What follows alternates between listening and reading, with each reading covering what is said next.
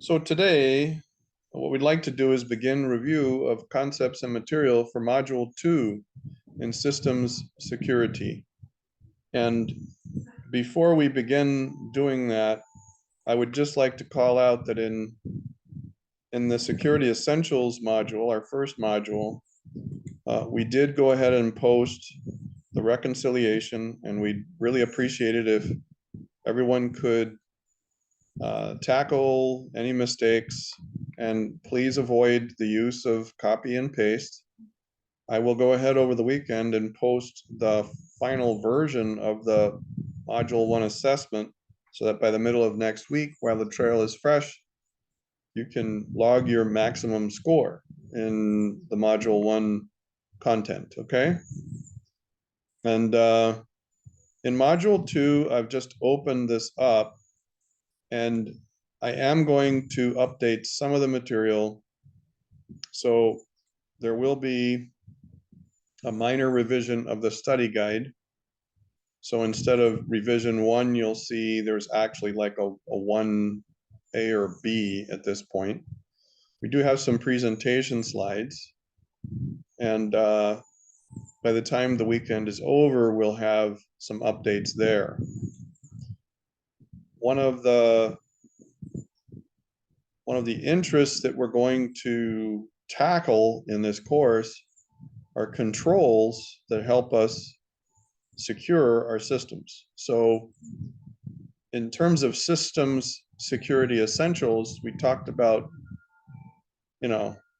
general concepts in terms of the practices and principles behind securing any of a variety of systems, right? So we were really, this is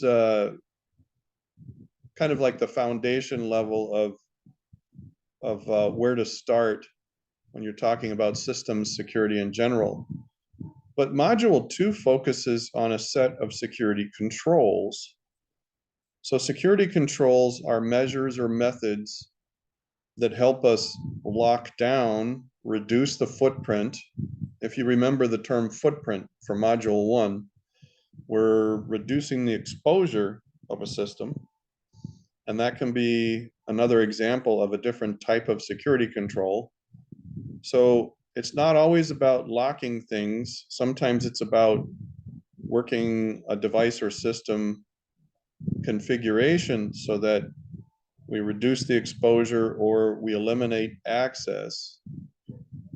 Now, inside here, there are specific chapters, and I would really like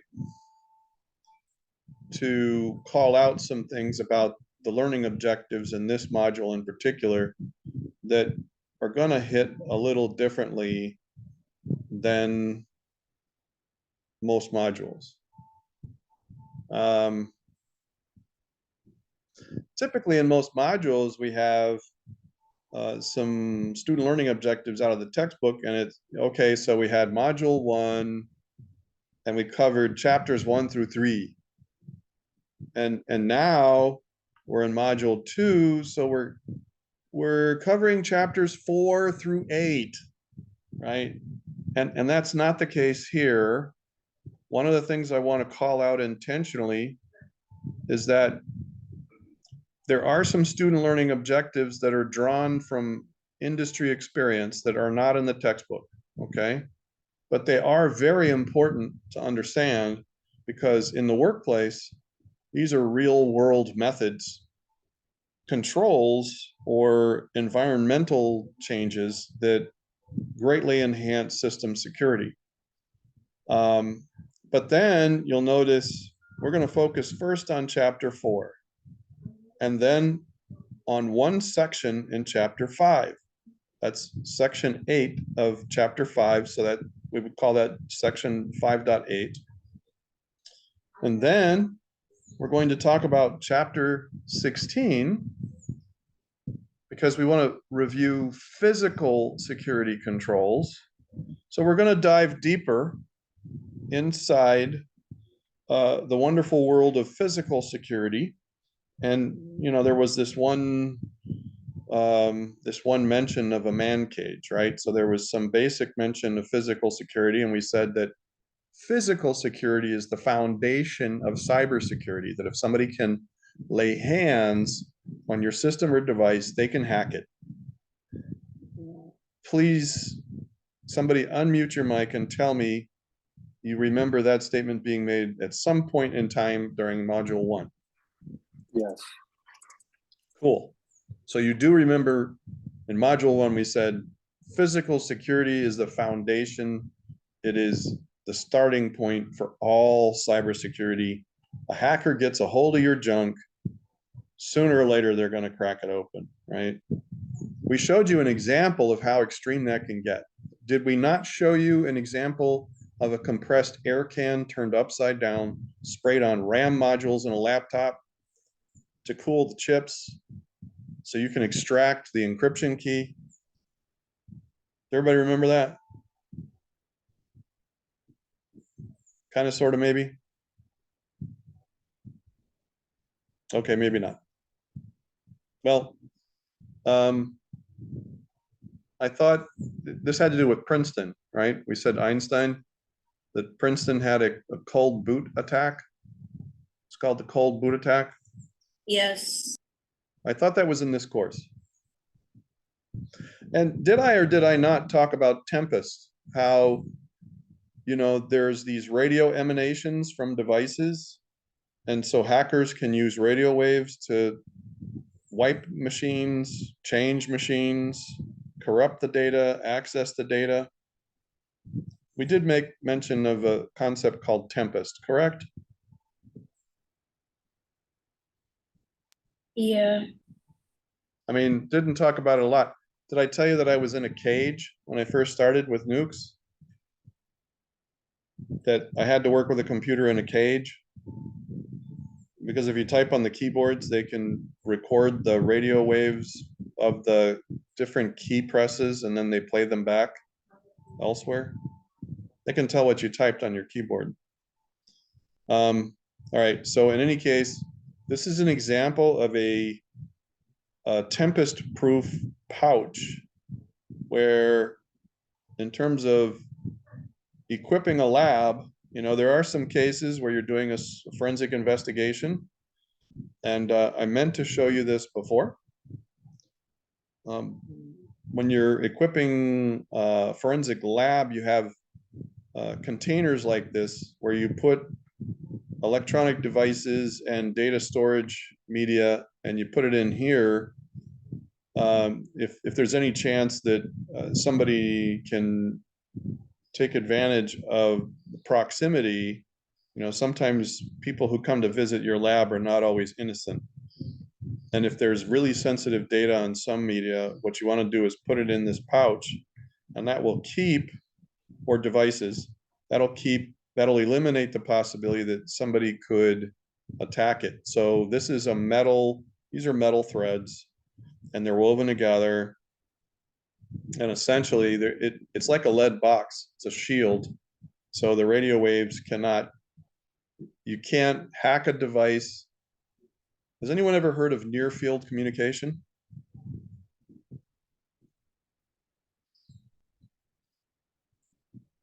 Near field communication.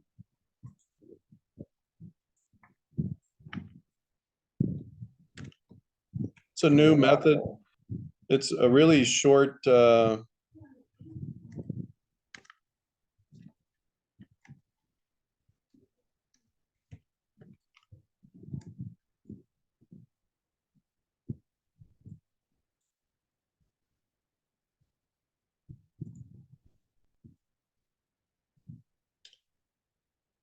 essentially you put one cell phone right next to another one, and it's like Bluetooth, but it's not Bluetooth.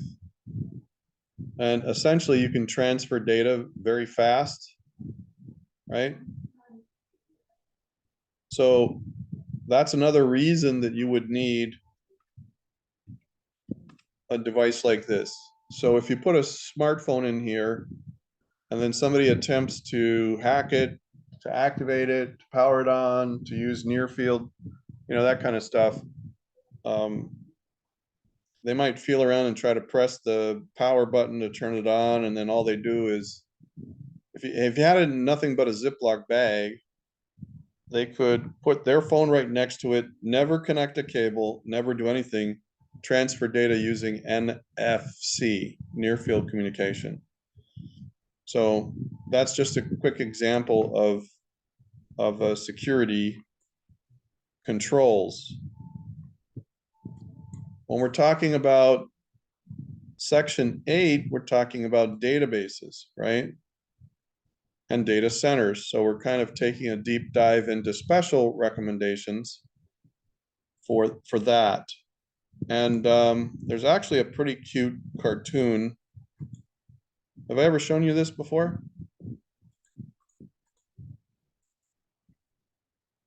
No, I don't think so. I think in a previous course I had you, but yeah. Yes, Intro to Cybersecurity. I probably did something about this too. So one security control is to trap inputs.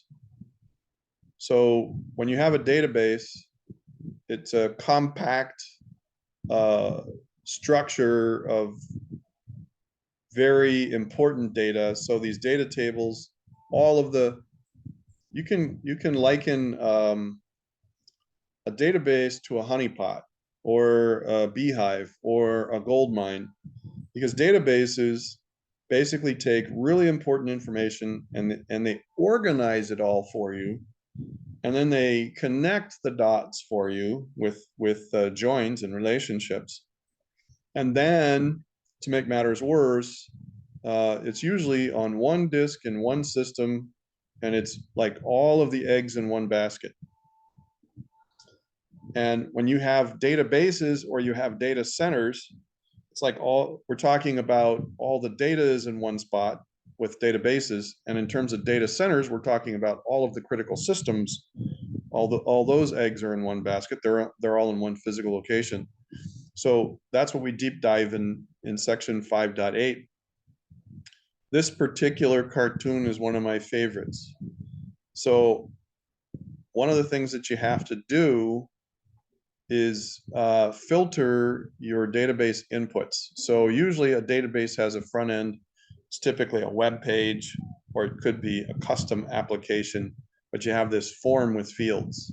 And so here's, this is just one cartoon that was shared. It's like, hi, this is your son's school. We're having some computer trouble.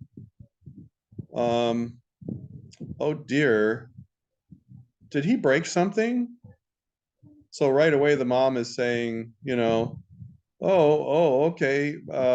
So it's my son's school calling. I guess little Tommy broke something. And the person on the other end says, in a way.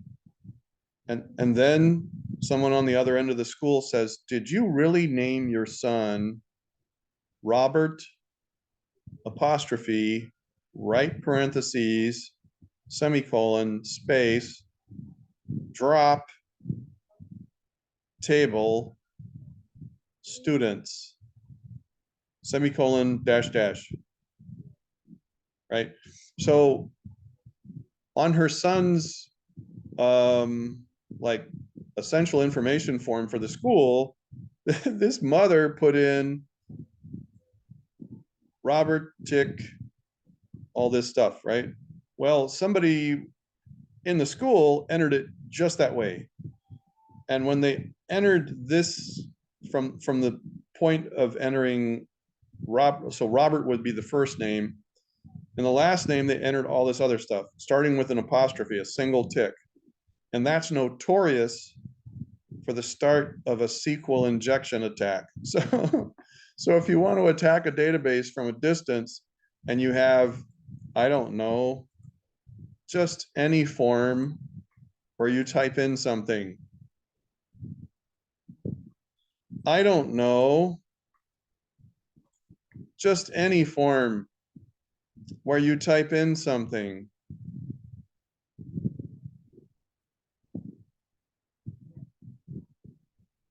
Are you with me? Yeah,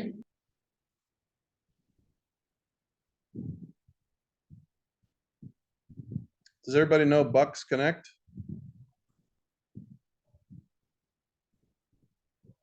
Yes. Okay, so here you see some student names and IDs, right? But if I go to here and I put in a single tick mark and I hit enter, if there are no security controls on this front end to the Bucks Connect database, what can happen is that it'll all barf up. And I remember I did this somewhere else. Was it in BandWeb? Man, I got an amazing result. It was like, okay, I'll put a single tick. I'll go. Oh, okay. Well, that's kind of weird. So you get the point, is that anywhere you have an input and it's going to search the database that's connected on the back end, you can have all sorts of unexpected results. SQL injections are notorious for using that first tick. And if you're a security expert, it's not a bad idea to enter a single tick to see what spills out. True story, the first year I was here in Bucks Connect, one of the astronomy professors talked about how they went to search for a student and they got a screen of every student in every year at UVI. And I said, what are you talking about?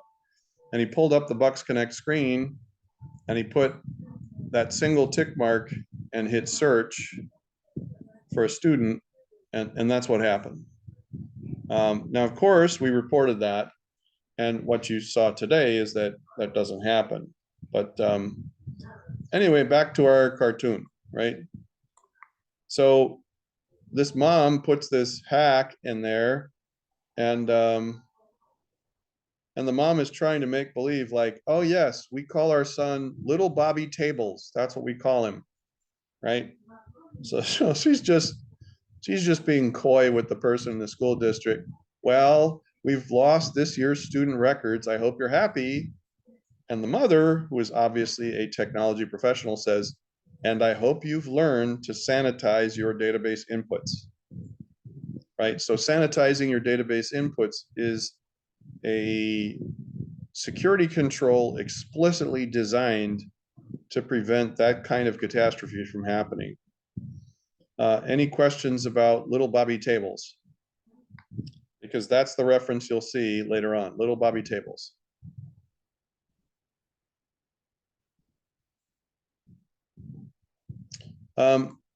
Getting back to, we will run from physical security and then we'll circle back around to chapter 2, where we take a deep dive into encryption. So we're gonna be talking about a special security control that everybody knows and loves, and we're going to basically give you a primer in how to work with encryption. And one of your solution tasks will be to encrypt some data so that it can't be viewed except by the right person on that system. Section 20.6. So the last student learning objective concerns public key infrastructure. It's the same thing that allows the padlocks on all our websites to work seamlessly. And put another way, we have a certificate authority. That's a special system that allows us to monitor and replace certificates so that when they get compromised, we can quickly swap out the cryptography and keep our systems encrypted. PKI is a special topic, but it's in section 6 of chapter 20. So what I want you to do is to take your time to just skim these chapters and sections, skim them, but then take more time to review the slides, especially the ones that we call out in class, and the study guide, right? So spend more time looking at the highlights, the main ideas, and the slides from chapter 4 and so on. Inside here, you should see the slides for chapters 4, chapters 2, section 4.5, 5.8. So we'll also talk about access control and encryption, and then key distribution as a part of encryption. Okay. But not in that order. This is just in numerical order from, so I don't want you to read in this order. That's the point of walking through all that. Does everybody understand? You want to start with chapter 4 and then section 5.8 and so on.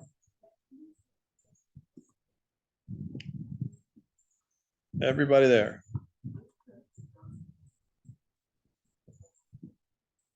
All right, so Yeah. Yeah.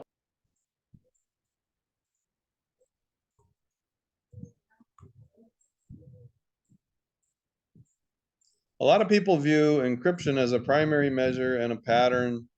So a lot of times people encrypt stuff and then they get sloppy, right? And this is one issue about encryption.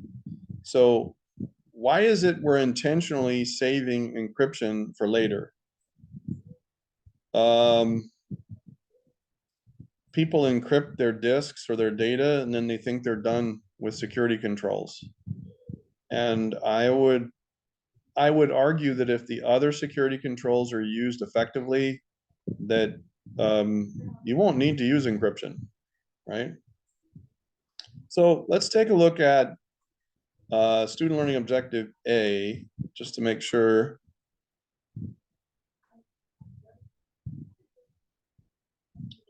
This, these general comments about operational tenets, right? These are workplace principles. Some of this should seem a little familiar, or it should ring some bells from some of the stuff we talked about in the previous module. Essentially, if you accept the defaults, right, everybody knows that the default for permissions in a directory on any Windows system, and that's 93% of all computer systems in the workplace in the world, that the default allows who to read.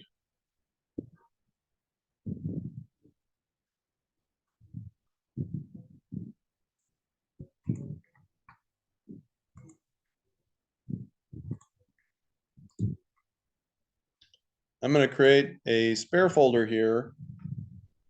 I'll call this an extra folder or an extra directory. Okay, what is the default setting on any Windows system for permissions?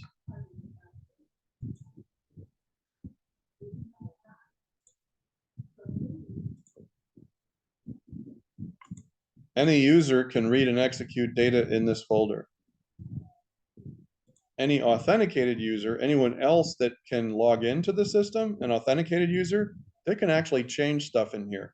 Those are the defaults that are inherited from the root of any of the disk drives. So if you don't think about it, I mean, we're going to stress some things over and over again. If you do not take intentional effort to modify the permissions, you've already lost the battle, right? So that should sound very fresh. That's something that we stressed last time. We are going to explore role-based access control specifically, and that's an extension of the IAM realm. So once somebody is properly authenticated, then it's that framework that allows us to control exactly what they access based on their role. So those two work like a 1-2 punch.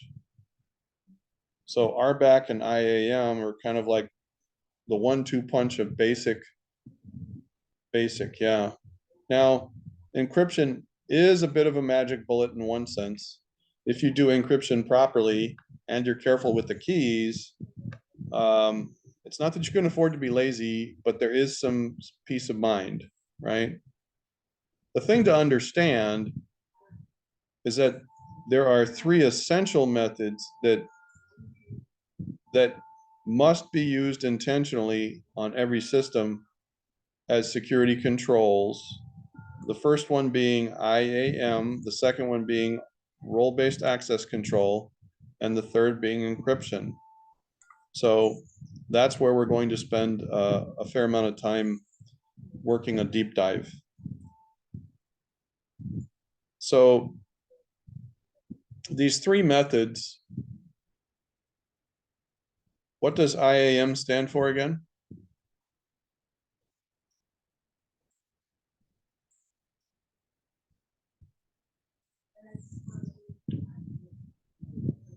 Does anyone remember what that acronym really stands for? Identity and access management. Yes. Identity access management. Yes. Okay. So this is a diagram from the last module, right? And we want to talk about a proper security account management model. So when you look on the account side of this, there are two general models of security account management. And I think it makes sense for us to dive into this right now, because I want to make sure that we start to plant a seed. And I believe we may have touched on this in the, and so the world of security controls is dramatically improved when you use the second method of security account management. Does anyone remember the term security account management from Intro to Cyber?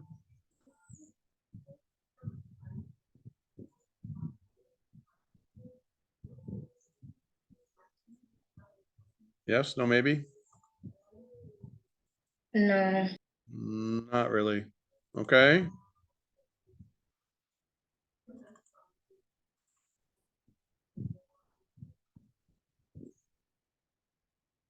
Oh, I wanted to show this to you. So our last module for the course, I wanted to tell you, so we are updating the material for the course. Let me share this with you.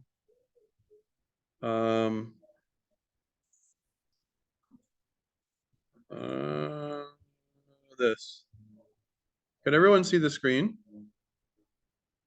Yes. Yeah.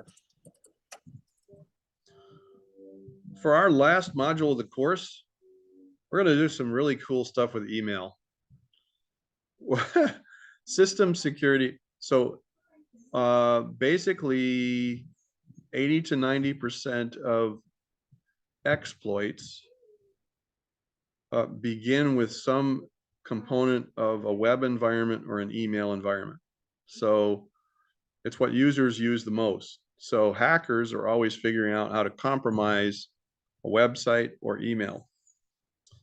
And again, we're going to do some really cool stuff. Our last module, I'm working on the material right now with some cybersecurity experts. And I came across this email in my inbox. And if I hovered my mouse over this, I got a reference to Mississippi State.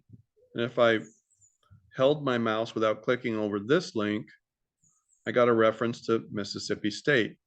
I didn't get a reference to somewhere else. But when I held my mouse over this link, what would you suspect is going on here?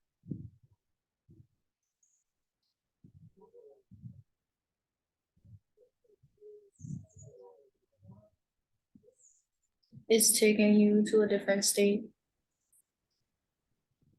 Yes, it's taking you to a different, it's taking you to a different outcome, certainly. So the whole point is to invite people to consider a workshop on quantum computing, right?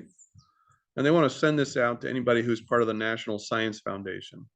And EPSCoR is a part of a big part of our campus operations for STEM research. So EPSCoR is very well known. And usually when somebody gets phished, when they're attacked through email, there have to be credible references here. So one of the first things that's a clue, I have an advanced degree in cybersecurity, but I do not have a PhD in cybersecurity yet. So somebody calling me doctor by the wrong title would be the first challenge. I mean, and then over here, it's talking about, hey, we'd like you to consider attending this workshop from March 23rd to the 24th at NSF headquarters. Why would I need to load an ad in if I mean, if I want to see headquarters, if I want to see the headquarters building for NSF and I want to click this link, why would I want to install an add-in? Does that make sense?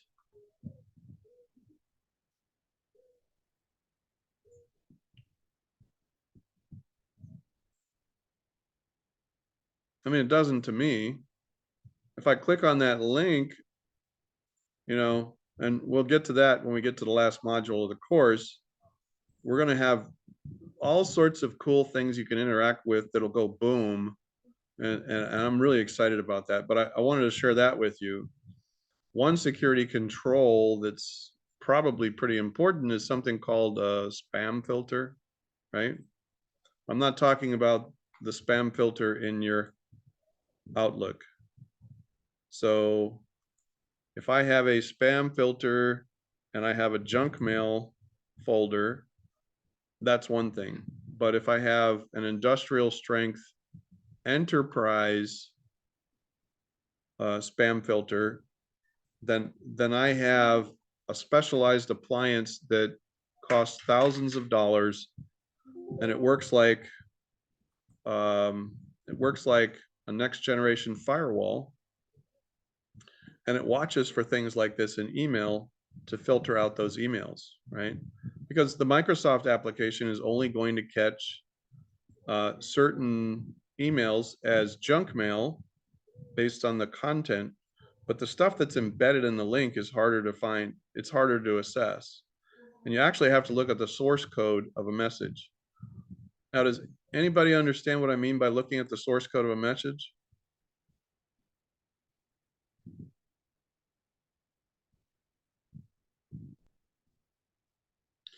So here's a fun fact. When an email message is identified as junk mail, it disables the links and other functionality as a precaution. The NSF email you just saw, right? The NSF email that you just saw right here, that made it through to my inbox. I didn't find that in my junk mail. And that link is live. It's like a loaded gun, okay? So, did you know that you can basically, on the white space of this, you can, if I open this up, basically you can read the HTML, and then that lets you see what's inside these links. I mean, you can hold your mouse pointer over it, and anytime you hold your mouse pointer over it and what you're seeing on the pop-up differs from what's shown, that's a bad sign as a general rule. Okay. Now, it may be that I can't open that feature in here because it's in the junk mail folder. And well, anyway, we'll spend an entire module looking at that. One thing we want to look at here, where is it?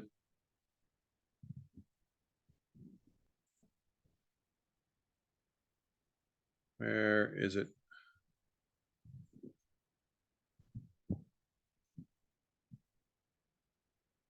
Might be in the study guide further down. Security account management. Has anyone ever heard of standalone or workgroup before?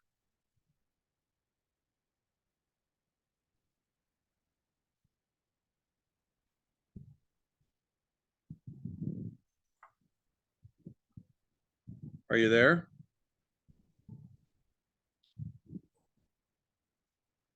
Yeah, never heard of it. Okay, so my laptop, I'm talking to you right now.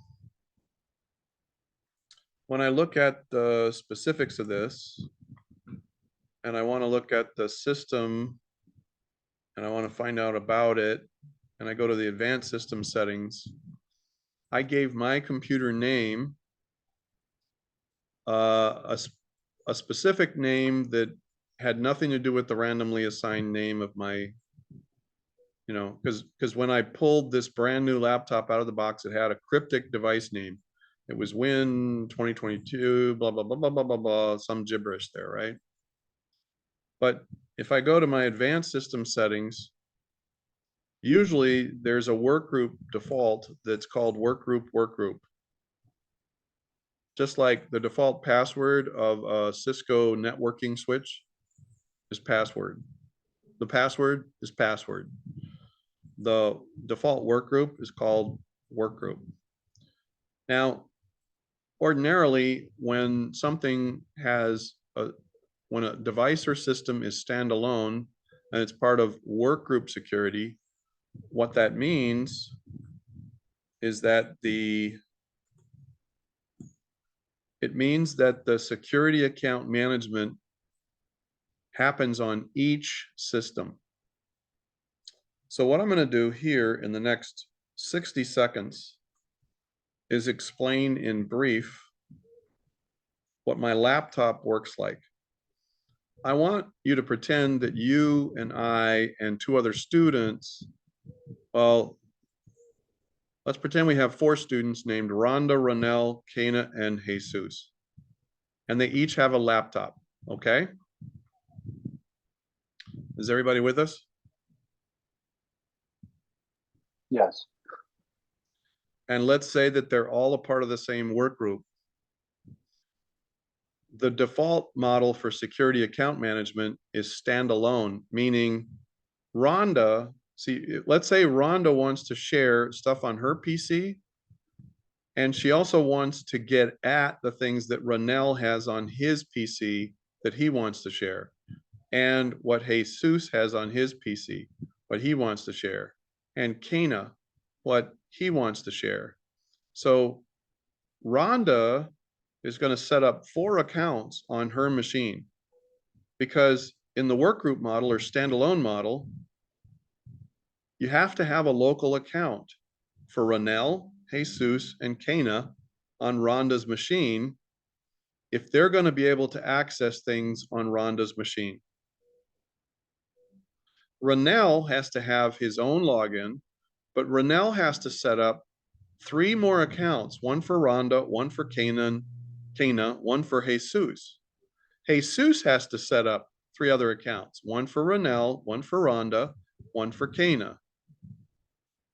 Kana has to set up 3 extra logins, like a login for Rhonda, a login for Ronell, a login for Jesus. And they have to set up passwords. So what they have to do is, and if they don't want to remember different passwords, Rhonda has to say to Ronell, okay, do you want your password to work just like the one on your machine? Well, what is Ronell going to say?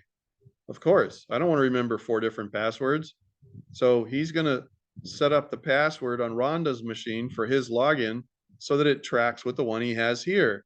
Rhonda's going to do the same thing, vice versa. Kana, Jesus. That's why these arrows are all going every which way, right? Standalone security account management is insane. If you're only sharing with like 2 people, it's not so bad. So you create a second account, and then you password protect it, and then you share it so that when they're on the network, the same network, they can share back and forth. But what happens if you have 3 or 4 systems? Well, now it starts to get insane. If Ronell changes his password here, he's got to remember, oh snap, I still have the old password on Rhonda, I still have the old password on Kana, and I still have the old password on Jesus's machine. Hey, Rhonda, let me hold your machine for a second. Why? Because I changed my password. So I'm gonna have to change my password on your machine. Hey, Kano, let me hold your machine for a second. I have to change my password here. And so the same thing goes this way. Every time somebody changes a password, you have to independently get on each machine and change passwords all over the place. And if you just want to use one password for a login and then find a share here, a share there, and a share there with your name on it, where it's just a basic data share, you got to sync up the passwords. That's standalone. That's security account management in the standalone or work group mode. That is the default. If you're in an enterprise environment, all of that is centralized on a special machine called a domain controller. The user accounts are stored on that. And when Ronell, Jesus, Kana, and Rhonda change a password on any machine anywhere in the domain, it changes everywhere. So, and they can go to any machine anywhere and use the same password. When they log in, they can, if it's set up right, get all their data, all their documents, their desktop, the cute screensaver, all their favorite links, any screen, anywhere they log in, it's all there. They never lose it. And that's because this is called enterprise or corporate. See, it's for an entire organization. The accounts are stored on a special security account management database called a directory, okay?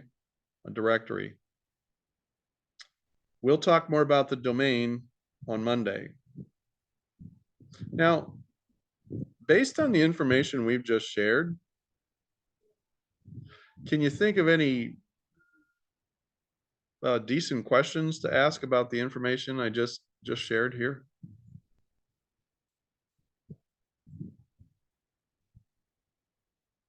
Okay. All right. Well, if there are no questions, what I'd like to do is close out the session.